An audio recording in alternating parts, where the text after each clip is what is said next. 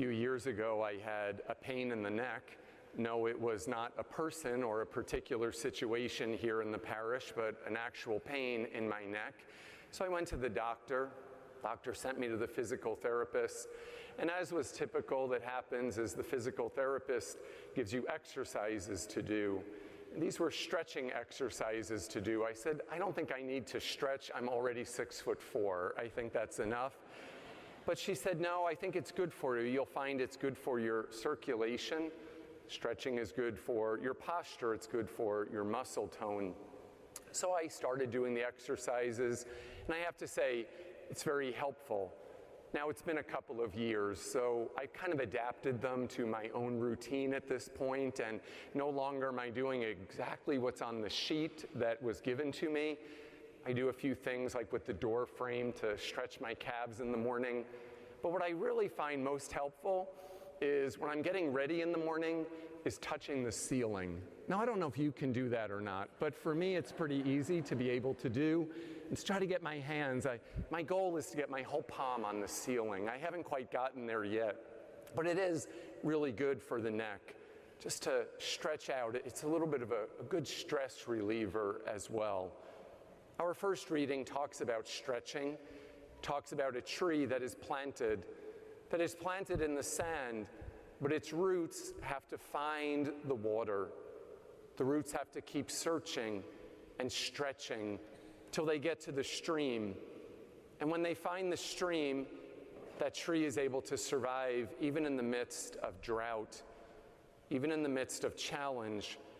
That tree is able to produce green leaves and fruit because it has found a source of life, because it has found living water. Our gospel reading today also encourages us to get a little bit out of the comfort zone, to be able to say, I don't need to only find the comforts of life, because in those ways we do not always find God. You see, this is the Beatitudes. There's two versions of the Beatitudes, one from Mark's gospel or Matthew's gospel and one from Luke's gospel. And in Matthew's gospel, he speaks from a mountaintop. It's called the Sermon on the Mount. And he talks about blessed are they in the third person.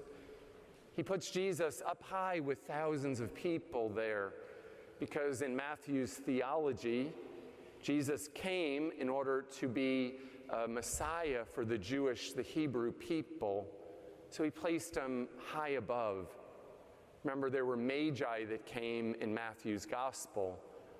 But you see, in Luke's gospel, Luke talks to us in a sermon on the plain, giving us the similar beatitudes in the second person. He says, blessed are you. There's a big difference there, because when you say, blessed are you, it's really in your face. And you realize he's talking to me. So for Jesus to take everybody on a level plane, rich, poor, believers, non-believers, Jews and Gentiles, all peoples, he was looking at them right in the eye and saying, I am one of you. I know what you feel. I know your hunger, your poverty. I know your tears because I can shed them myself. And I know what it is to be insulted and persecuted. Jesus gives the blessings, and it's rather contradictory, because how can you be blessed when you are poor, when you are hungry, when you are sad or grieving, and when you are insulted and intimidated? I think really for myself, I can tell you that this gospel makes sense when I hear the woes, because it's woe to you who are rich and comfortable. Woe to you who are happy and joyful. Woe to you who have your bellies full. Woe to you who are popular. Because guess what? When you have all of those things, there's a lot less need for God. But you see, for people, and this is around the world, when people do not have much of comfort, when they do not have much material possessions or wealth, they have an incredible and greater dependence on God. You see, when we are comfortable, when we are totally satisfied, we become complacent. Jesus does not like complacency. He's saying, go outside of yourself, stretch a little bit, and find a little bit of that uncomfortableness. Where in life do you have poverty? What do you hunger for? When you shed a tear, it's not always the worst thing.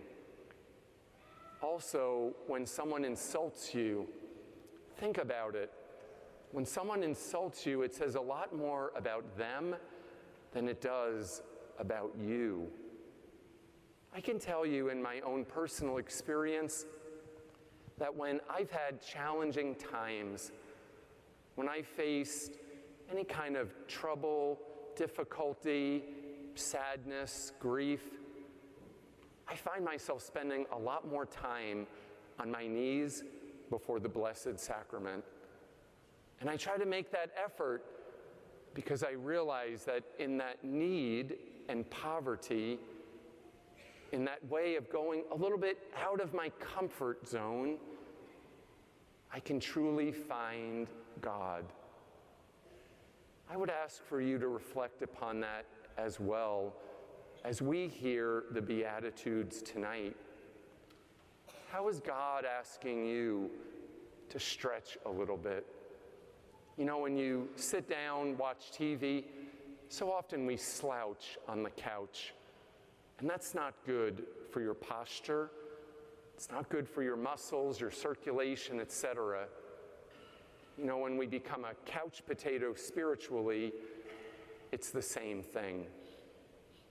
God wants us to go a little bit beyond, to be able to look up, to stretch a little bit towards Him. Go out of the comfort zone in your prayer, in your relationship with the Almighty, and you never know how you might feel especially blessed.